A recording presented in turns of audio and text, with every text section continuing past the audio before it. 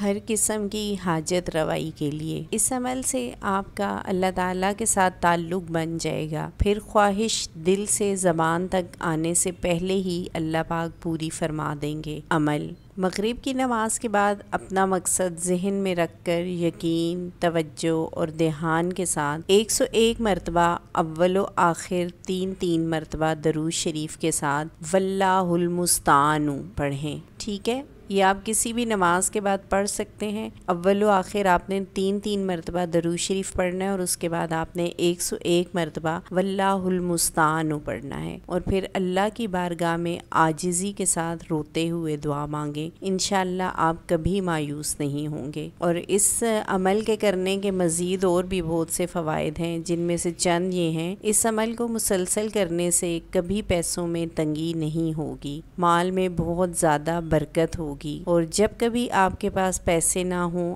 آپ یہ عمل کریں، انشاءاللہ فوری مسئلہ حل ہوگا۔ اللہ پاک کا ہر حال میں شکر ادا کریں اور اس کو صدقہ جاریہ سمجھ کر آگے بھی شیئر کریں۔ جزاک اللہ۔